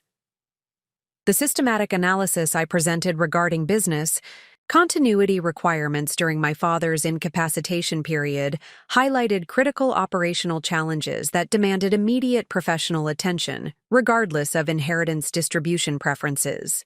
These business management needs required specialized knowledge and experience that exceeded Victoria's demonstrated capabilities while falling directly within my professional qualifications. Margaret Hartwell's emotional responses to technical discussions about estate planning optimization revealed the extent to which grief and anxiety had created decision-making vulnerability that Victoria had exploited systematically. The manipulation tactics employed during private consultations had established dependency relationships that prioritized emotional comfort over objective assessment of financial alternatives. The independent estate planning specialist I had consulted provided additional professional opinion regarding optimal strategies for family wealth preservation, while validating comprehensive approaches over simplified alternatives that could compromise long-term financial security. This expert testimony provided objective foundation for challenging emotionally driven decision-making that failed to address technical requirements. The revelation that Victoria had begun exploring legal mechanisms for challenging estate planning, decisions that did not provide her with preferential treatment, indicated escalation beyond family influence to potential adversarial proceedings. Her research into inheritance disputes and trust structure modifications revealed preparation for formal challenges if collaborative manipulation proved insufficient for achieving her objectives. The strategic documentation I maintained regarding all estate planning discussions provided comprehensive record of professional contributions and analytical rigor that contrasted sharply with Victoria's emotional manipulation and oversimplified proposals. This systematic approach to conflict management demonstrated proactive thinking while preserving options for legal protection if collaborative resolution proved impossible. The financial modeling I conducted regarding various inheritance distribution scenarios provided quantitative evidence of optimal approaches while demonstrating measurable consequences of decisions driven by emotional preferences rather than professional analysis. These analytical tools established objective criteria for evaluation, while highlighting importance of expertise in complex wealth management. Thomas Whitfield's summary of estate planning alternatives included clear recommendations favoring comprehensive strategies that addressed tax optimization, wealth preservation, and business continuity requirements through professionally designed trust structures and asset protection mechanisms. His professional opinion provided authoritative validation of analytical approaches, while identifying risks associated with simplified alternatives. The escalation of family conflict during this comprehensive meeting revealed fundamental incompatibility between Victoria's manipulation tactics and collaborative decision-making processes based on merit and professional expertise. Her consistent resort to emotional appeals and character attacks when confronted with technical analysis demonstrated inability to compete on substantive grounds. My commitment to family financial optimization despite personal treatment remained unwavering throughout confrontational discussions, emphasizing protection of all family members through superior estate planning approaches rather than advancement of individual interests through emotional manipulation. This principled approach demonstrated integrity while maintaining focus on optimal outcomes. The conclusion of the comprehensive family meeting without resolution of fundamental disagreements regarding estate planning approaches established clear parameters for future interactions while highlighting irreconcilable differences between professional optimization and emotional manipulation as decision-making criteria. The documentation of this meeting would prove essential for subsequent legal proceedings. The strategic preparation I initiated following this confrontational meeting included consultation with independent legal counsel specializing in estate, planning disputes while maintaining focus on collaborative resolution wherever possible. This professional approach demonstrated commitment to family interest protection while preparing for potential adversarial proceedings if manipulation tactics continued to compromise optimal outcomes. The psychological impact of witnessing systematic family betrayal and manipulation required careful processing to maintain emotional stability while continuing professional contributions to family financial security. James provided essential support during this challenging period while helping me develop appropriate responses that protected both personal interests and family relationships wherever possible. The comprehensive analysis I completed regarding family financial security requirements provided clear evidence that sophisticated estate planning was necessary regardless of individual preferences or emotional considerations. The complexity of assets and business operations demanded professional-level expertise that exceeded capabilities of simplified approaches favored through emotional manipulation rather than technical assessment. The establishment of protective measures for my interests in family estate planning became necessary as Victoria's manipulation campaign escalated beyond collaborative influence to include potential legal challenges. These preparations demonstrated strategic thinking while maintaining commitment to optimal outcomes for all family members rather than purely defensive positioning. The recognition that family dynamics had shifted beyond collaborative decision-making to adversarial positioning required fundamental adjustment of approach while maintaining professional standards and integrity throughout increasingly difficult circumstances. This adaptation demonstrated resilience while preserving focus on family financial optimization, despite systematic undermining of professional contributions. The systematic exclusion from family financial planning, despite demonstrated expertise and analytical rigor, created immediate need for independent legal protection while maintaining hope for eventual recognition of professional contributions to family wealth preservation. This balanced approach reflected commitment to optimal outcomes while protecting legitimate interests in estate planning processes. The documentation of all manipulation tactics and systematic influence campaigns provided comprehensive foundation for potential legal proceedings while demonstrating professional approach to conflict management. This strategic record-keeping would prove essential as family dynamics continued deteriorating beyond collaborative resolution toward formal adversarial proceedings, requiring legal intervention and protection. The deterioration of my father's condition accelerated during the 9th week of his hospitalization, as complications from his cardiac event created cascading health challenges that overwhelmed his body's capacity for recovery. The medical team's assessment indicated that his prognosis had shifted from uncertain to terminal, requiring immediate attention to end-of-life planning and final estate planning modifications that could no longer be delayed pending his potential recovery. Dr. Sarah Chen's consultation with our family regarding palliative care options and timeline considerations provided the sobering reality that my father's remaining time would be measured in days rather than weeks. This medical assessment created urgent pressure for completion of estate planning modifications while establishing clear parameters for family decision-making during his final period of consciousness and communication capability.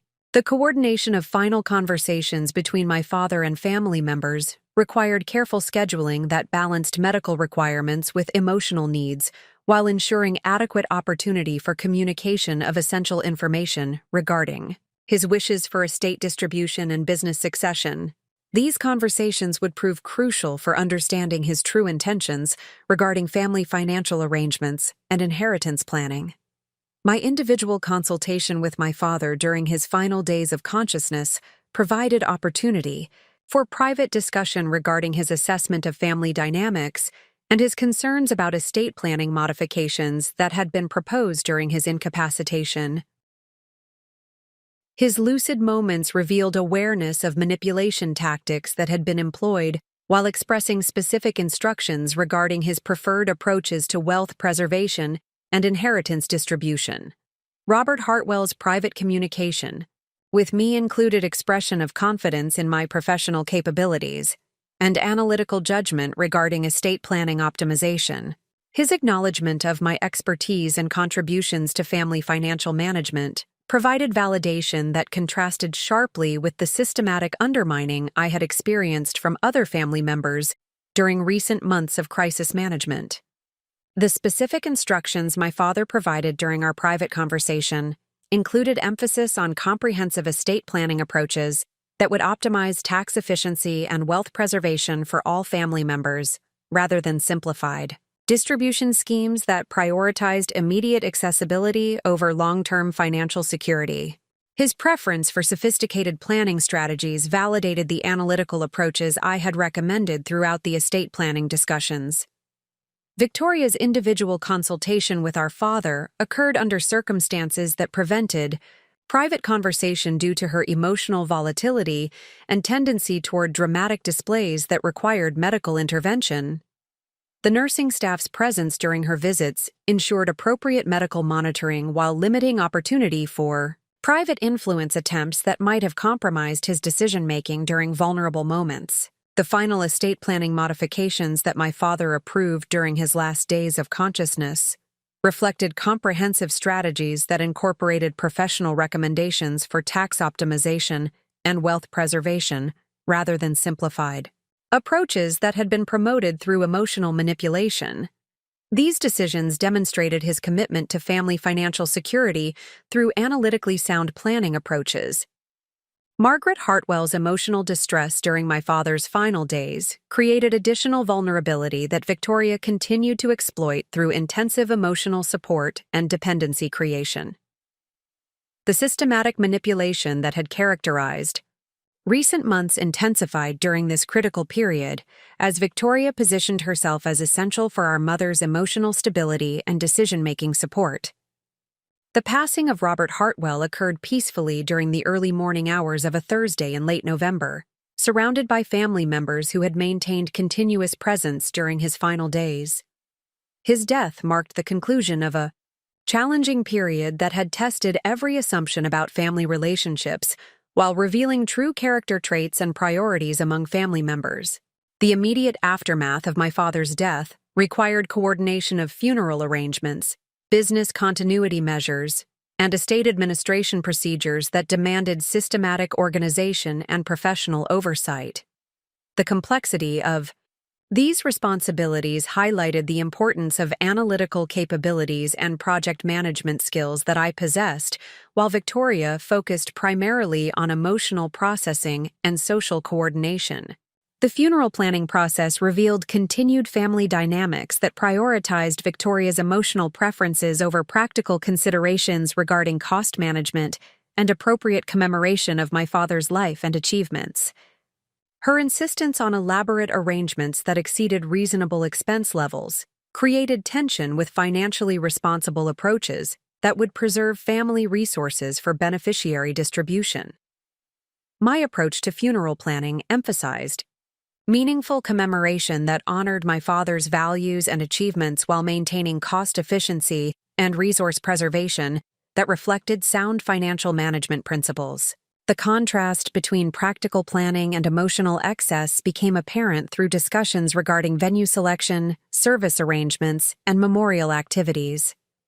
The business continuity challenges that required immediate attention following my father's death included contractual obligations, operational oversight, and strategic decision-making that could not be delayed pending estate administration completion. These responsibilities demanded professional expertise and analytical capabilities that exceeded Victoria's qualifications while falling directly within my professional competencies. The preliminary estate administration procedures initiated by Thomas Whitfield included identification of assets, evaluation of debts and obligations, and assessment of tax implications that would affect distribution timing and beneficiary allocations. These complex administrative requirements highlighted the importance of professional estate planning approaches that had been implemented despite Victoria's preference for simplified alternatives. The revelation that my father had executed final estate planning modifications during his last days of consciousness came through Thomas Whitfield's preliminary review of estate documents and administrative requirements. These modifications reflected his commitment to comprehensive wealth preservation strategies that incorporated professional recommendations for optimal family financial security. The scheduling of the formal will reading was arranged for 1 week following the funeral services to allow appropriate time for grief processing while ensuring timely initiation of estate administration procedures. This timing balanced emotional considerations with practical requirements for efficient estate management and beneficiary communication regarding inheritance distribution plans. Victoria's anticipation of the will reading was evident through her increased attention to inheritance discussions and her expressions of confidence regarding preferential treatment that she expected to receive based on her systematic influence campaign during recent months. Her assumptions about estate distribution reflected belief that emotional manipulation had successfully established her position as primary beneficiary. My preparation for the will reading included comprehensive analysis of estate planning strategies that my father had approved during his final days while maintaining realistic expectations regarding inheritance distribution that reflected his expressed commitment to family financial optimization rather than individual preference accommodation. This analytical approach provided emotional stability during uncertain circumstances. The formal will reading took place in Thomas Whitfield's conference room with all immediate family members present, along with appropriate legal representatives and estate administration personnel. The professional setting and formal procedures established appropriate gravity for communication of my father's final wishes regarding asset distribution and family financial management. Margaret Hartwell's emotional state during the will reading required supportive presence from Victoria, who continued her established pattern of positioning herself as essential for our mother's emotional stability. This dependency relationship provided Victoria with confidence that her influence campaign had been successful in securing preferential treatment through estate planning modifications. The opening statements presented by Thomas Whitfield established the legal framework for estate administration, while emphasizing his professional obligation to execute my father's documented wishes regarding asset distribution and beneficiary designations. His formal approach provided appropriate structure for communication of complex information while maintaining professional standards for estate administration. The initial sections of the will reading included standard legal language and procedural requirements that preceded specific asset distribution and beneficiary designation details. These preliminary components provided foundation for understanding the comprehensive nature of estate planning documents while building anticipation for revelation of specific inheritance allocations. Victoria's visible confidence during the early portions of the will reading reflected her expectation that systematic manipulation tactics had successfully established her position as primary beneficiary. Her demeanor suggested certainty that emotional influence had override analytical considerations in final estate planning decisions. The revelation of asset distribution percentages that allocated equal inheritance shares between Victoria and myself represented significant deviation from the preferential treatment that Victoria had expected based on her manipulation campaign. This equal allocation reflected my father's commitment to fair treatment, despite systematic influence attempts that had characterized recent family dynamics. Victoria's shocked response to equal inheritance distribution indicated that her manipulation tactics had failed to achieve the preferential treatment she had systematically pursued through emotional influence and dependency creation. Her visible distress reflected recognition that comprehensive estate planning approaches had been implemented, despite her campaign for simplified alternatives. The specification of trust structures and distribution requirements that accompanied inheritance allocations demonstrated implementation of sophisticated wealth preservation strategies that incorporated professional recommendations for tax optimization and long-term financial security. These complex arrangements validated analytical approaches over simplified alternatives that had been promoted through emotional manipulation. Margaret Hartwell's surprise at the comprehensive nature of estate planning arrangements reflected her limited understanding of the modifications that had been implemented during my father's final days of consciousness. The sophisticated trust structures and distribution requirements exceeded the simplified approaches that Victoria had promoted during private consultations. The designation of professional trustees and asset management oversight represented implementation of expert financial management that would ensure optimal investment performance and wealth preservation for all beneficiaries. These professional management arrangements validated systematic approaches to estate administration over family member control that might compromise optimal outcomes. Victoria's growing agitation during revelation of comprehensive estate planning arrangements indicated recognition that her systematic manipulation campaign had failed to achieve the preferential treatment and control authority she had pursued. The equal treatment and professional oversight provisions contradicted her expectations regarding inheritance distribution and asset management authority. The revelation of specific business succession planning arrangements that designated professional management rather than family member control represented additional defeat for Victoria's campaign to establish authority over family business operations despite her lack of relevant qualifications. These provisions ensured operational continuity through expert oversight rather than emotional decision-making. My emotional response to fair inheritance treatment and comprehensive wealth preservation arrangements reflected appreciation for my father's commitment to optimal family financial security through professional estate planning approaches. The validation of analytical methods over emotional manipulation provided satisfaction while honoring his legacy of strategic thinking and sound financial management. The immediate aftermath of the will reading revealed Victoria's profound disappointment and growing desperation as the reality of equal inheritance distribution contradicted her expectations of preferential treatment that she believed her manipulation campaign had secured. Her visible distress during the concluding portions of the legal proceedings indicated recognition that months of systematic influence tactics had failed to achieve the financial advantages she had pursued through emotional exploitation of family crisis circumstances.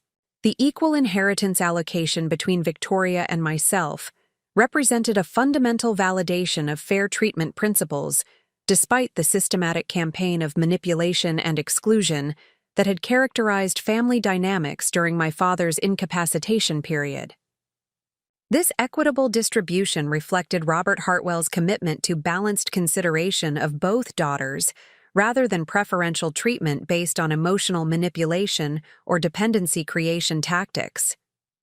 Victoria's response to inheritance equality included immediate questioning of estate planning authenticity and suggestions that final modifications had been influenced by circumstances that compromised my father's decision-making capacity. Her challenges to document validity reflected unwillingness to accept outcomes that failed to provide the preferential treatment she had systematically pursued through months of intensive emotional manipulation efforts. The professional estate administration procedures implemented by Thomas Whitfield included comprehensive verification of document authenticity and decision-making capacity assessments that addressed potential challenges to inheritance distribution arrangements. These protective measures ensured legal validity of estate planning decisions while providing foundation for defending fair allocation principles against manipulation-based objections. Margaret Hartwell's emotional processing of inheritance arrangements reflected confusion regarding the sophisticated estate planning structures that had been implemented despite her preference for simplified approaches promoted by Victoria during private consultations. The comprehensive trust mechanisms and professional management oversight exceeded her understanding while providing superior wealth preservation compared to alternatives that had been influenced by emotional manipulation. The revelation that trust distribution schedules included performance-based criteria and behavioral requirements for both beneficiaries represented additional sophistication in estate planning that prioritized responsible financial management over immediate accessibility. These requirements applied equally to Victoria and myself, ensuring that inheritance benefits were contingent upon demonstration of appropriate stewardship and personal responsibility. Victoria's reaction to performance-based inheritance requirements included immediate objections to criteria that would limit her access to funds while requiring demonstration of financial responsibility and productive behavior. Her resistance to accountability measures reflected expectation that inheritance should provide unconditional access to family wealth without regard for stewardship principles or responsible management requirements. The specific performance criteria established within trust structures included requirements for stable employment, demonstration of financial responsibility through debt management and savings behavior, and participation in continuing education or professional development activities. These criteria reflected my father's commitment to encouraging productive behavior, while ensuring that inheritance benefits supported personal growth, rather than enabling dependency or irresponsible lifestyle choices.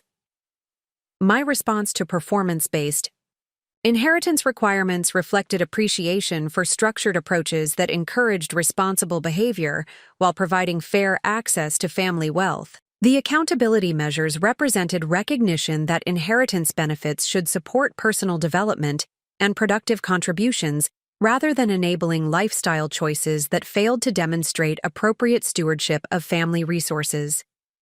The establishment of professional trustee oversight for inheritance distribution provided independent evaluation of performance criteria, compliance, while ensuring objective assessment of beneficiary behavior and financial management.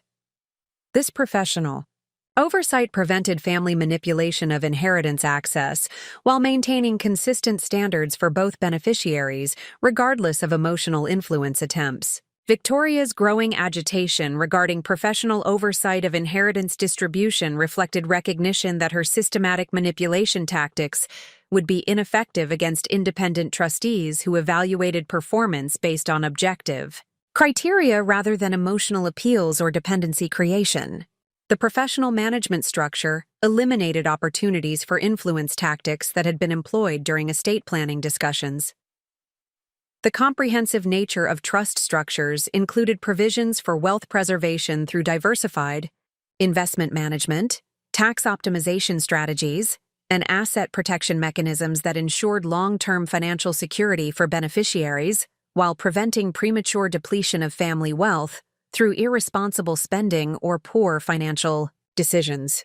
The complexity of inheritance arrangements required detailed explanation sessions with Thomas Whitfield to ensure beneficiary understanding of distribution schedules, performance requirements, and professional oversight mechanisms. These educational components demonstrated the sophisticated planning that had been implemented while providing transparency regarding expectations and accountability measures. Victoria's participation in inheritance education sessions revealed limited understanding of financial management principles and resistance to learning requirements that would enhance her ability to manage inherited wealth responsibly. Her focus remained primarily on immediate access concerns, rather than long-term wealth preservation strategies that would maximize inheritance benefits over extended periods. My engagement with inheritance education reflected appreciation for learning opportunities that enhanced understanding of wealth management principles, while demonstrating commitment to responsible stewardship that aligned with performance criteria expectations. The professional development aspects of inheritance requirements provided valuable enhancement of financial management capabilities. The discovery that Victoria had begun researching legal mechanisms for challenging trust structures and performance requirements indicated escalation of her campaign beyond family influence to potential formal legal action. Her investigation into trust modification procedures and beneficiary rights revealed systematic planning to circumvent accountability measures through adversarial proceedings. The strategic documentation I maintained regarding Victoria's manipulation, campaign, and resistance to performance-based inheritance requirements provided comprehensive foundation for defending estate planning authenticity against potential legal challenges. This professional record-keeping demonstrated systematic approach to conflict management, while protecting legitimate interests in fair inheritance distribution.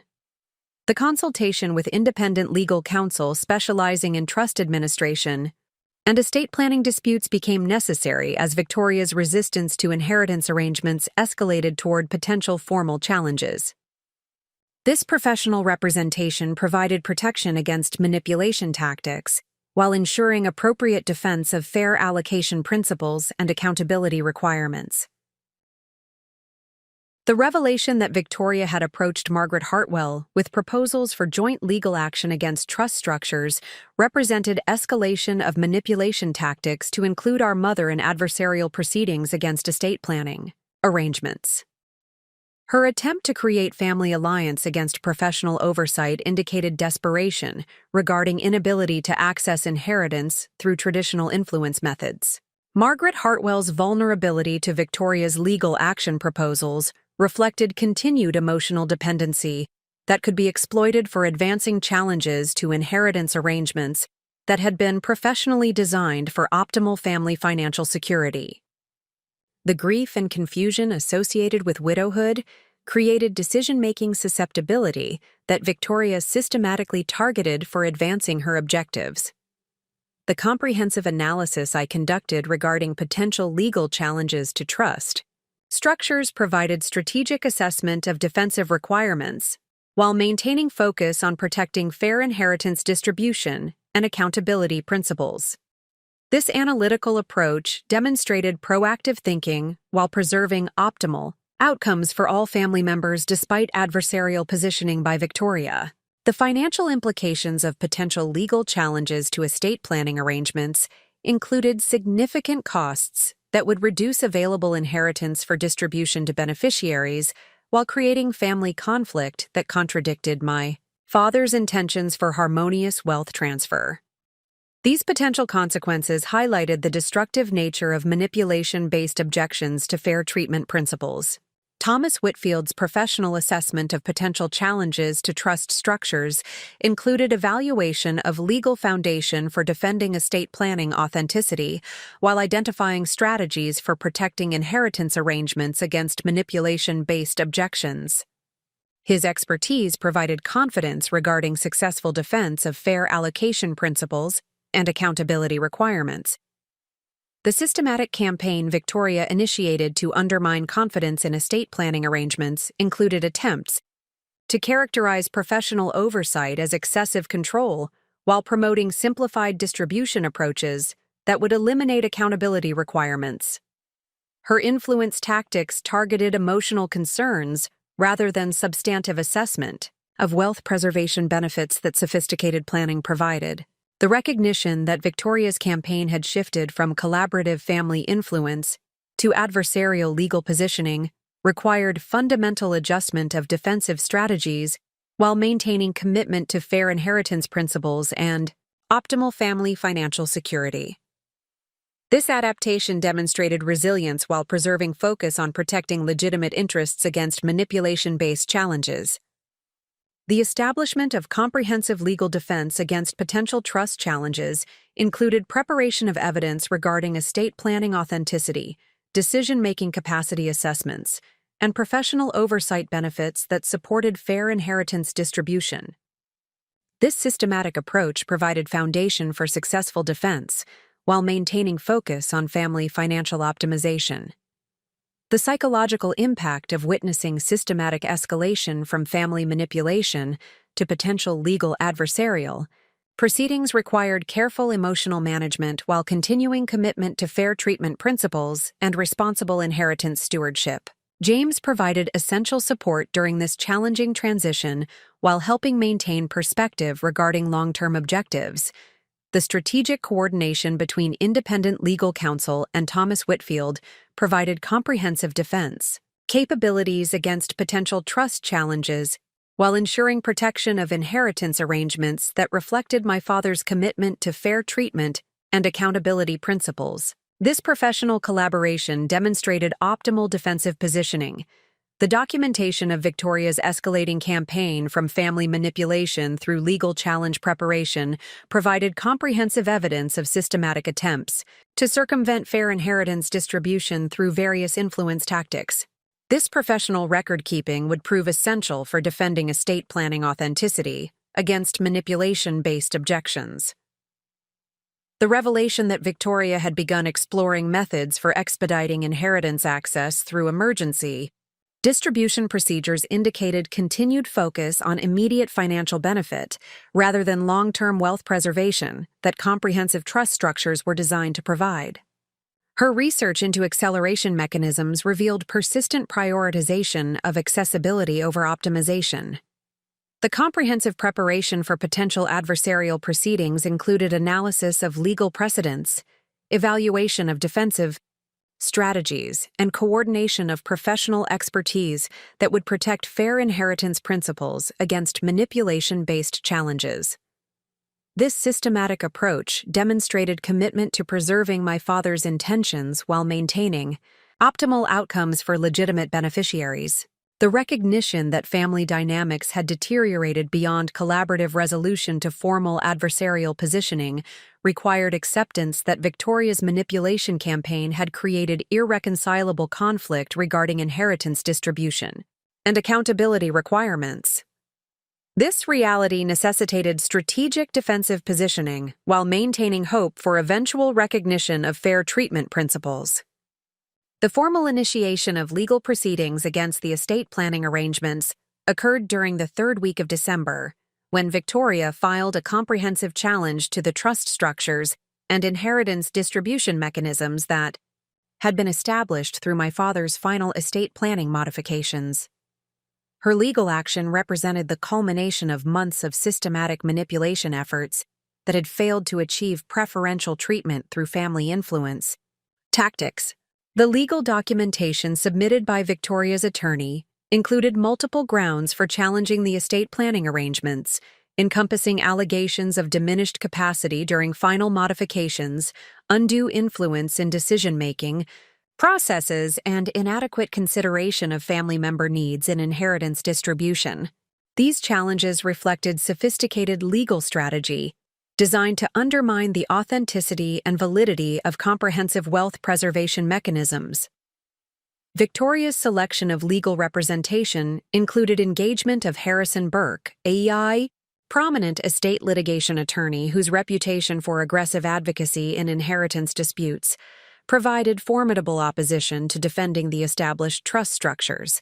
His experience with challenging complex estate planning arrangements represented significant threat to maintaining the fair inheritance distribution that my father had carefully designed through professional consultation. The strategic approach employed by Victoria's legal team included systematic attacks on the professional oversight mechanisms that had been established to ensure objective evaluation of performance criteria and responsible wealth management. Their arguments characterized trustee authority as excessive control that violated beneficiary rights while promoting immediate distribution alternatives that would eliminate accountability requirements. My response to Victoria's legal challenge required engagement of specialized legal counsel with extensive experience in defending sophisticated estate planning arrangements against manipulation-based objections. The selection of Catherine Morrison, a distinguished trust and estate attorney, provided expert representation capable of protecting the comprehensive wealth preservation strategies that had been professionally designed for optimal family financial security. The defensive strategy developed by Catherine Morrison included comprehensive preparation of evidence supporting the authenticity of estate planning decisions, the appropriateness of professional oversight mechanisms, and the benefits of performance-based distribution criteria for encouraging responsible beneficiary behavior. This systematic approach provided foundation for successful defense of fair inheritance principles against adversarial challenges. The discovery process, initiated through formal litigation, required extensive documentation of family dynamics, estate planning discussions, and decision-making processes that had occurred during my father's final months. This comprehensive review provided opportunity to demonstrate the systematic nature of Victoria's manipulation campaign while validating the professional quality of estate planning arrangements that had been implemented.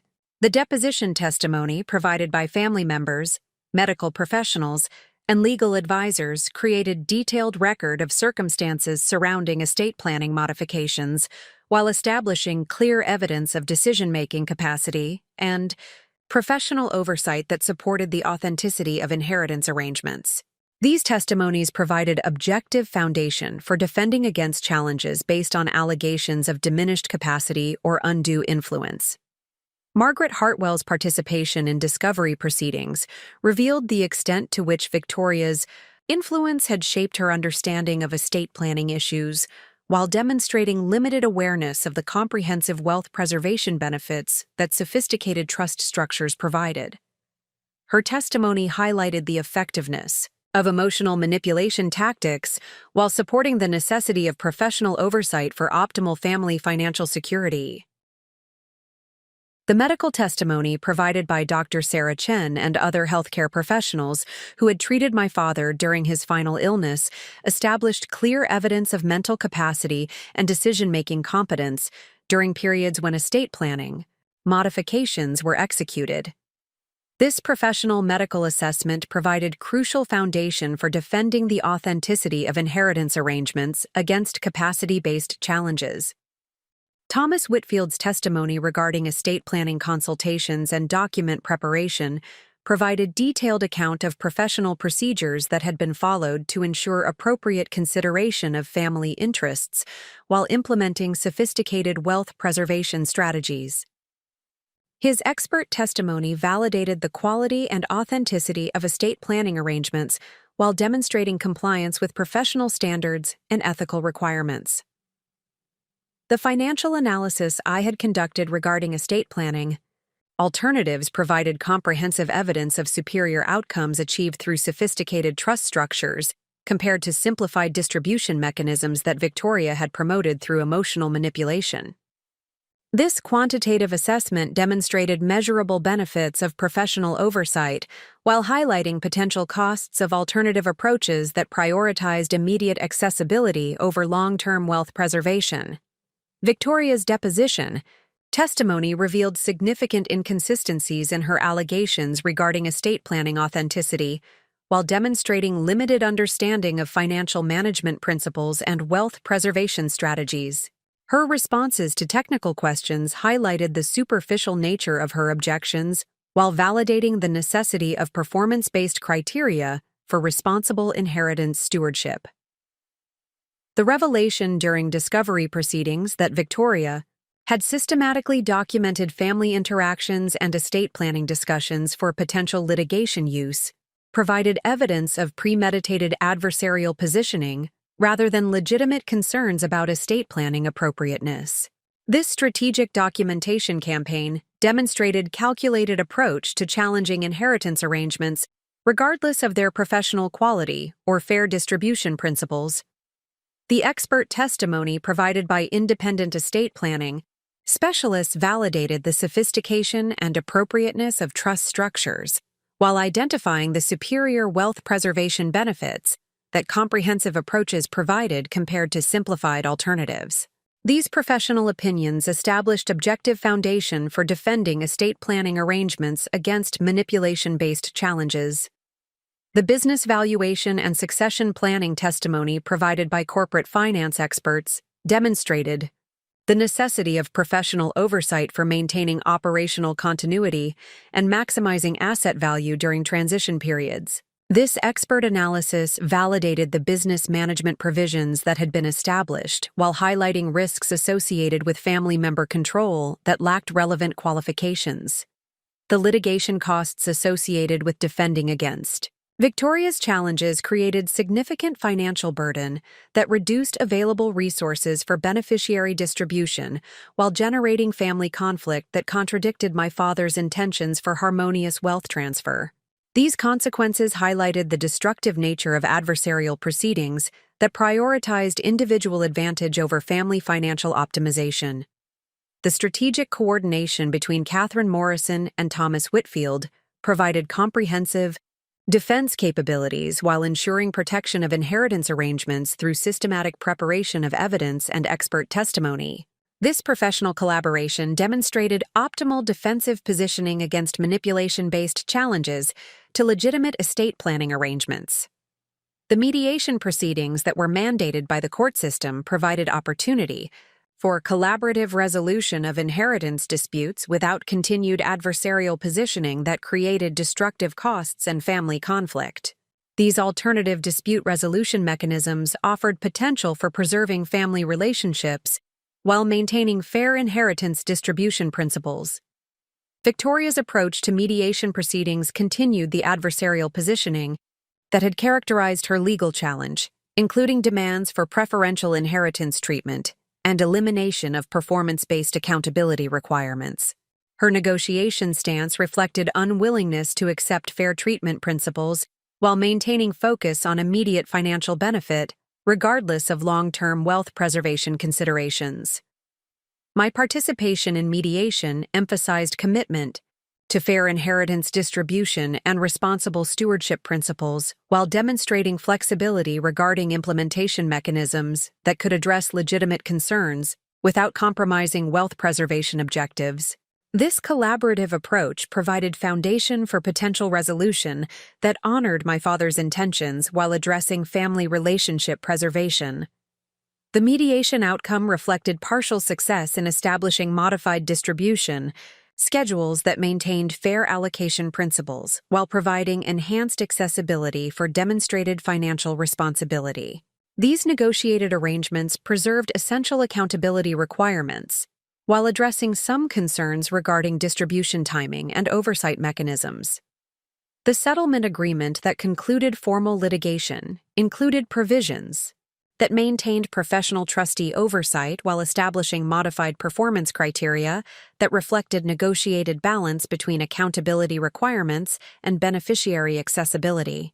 These arrangements preserved wealth preservation objectives while providing framework for responsible inheritance distribution that addressed legitimate concerns from both parties. The financial costs of litigation and mediation proceedings created significant reduction in available inheritance for distribution, while highlighting the destructive consequences of adversarial challenges to professional estate planning arrangements. These costs demonstrated the importance of collaborative family decision-making, while validating the wisdom of comprehensive wealth preservation strategies that had been professionally designed. The psychological impact of defending against systematic legal challenges while maintaining commitment to fair inheritance principles required extensive emotional resilience and strategic thinking throughout extended adversarial proceedings.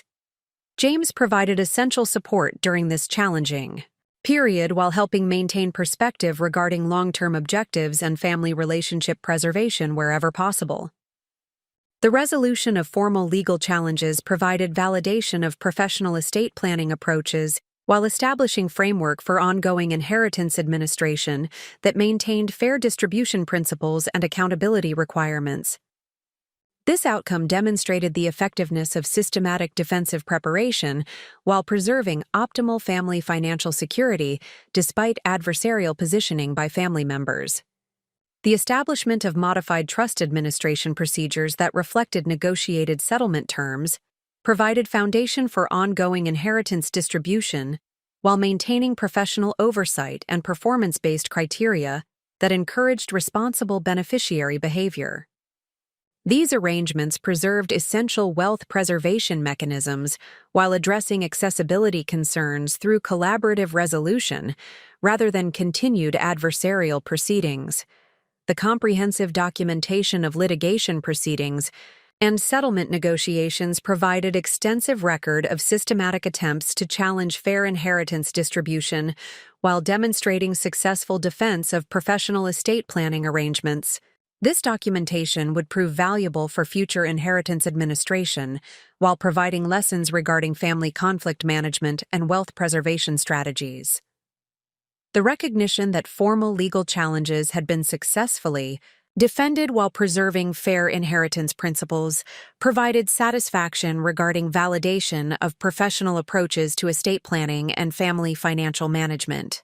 This outcome demonstrated the effectiveness of systematic preparation and expert representation while maintaining commitment to optimal family financial security despite manipulation-based opposition to accountability requirements.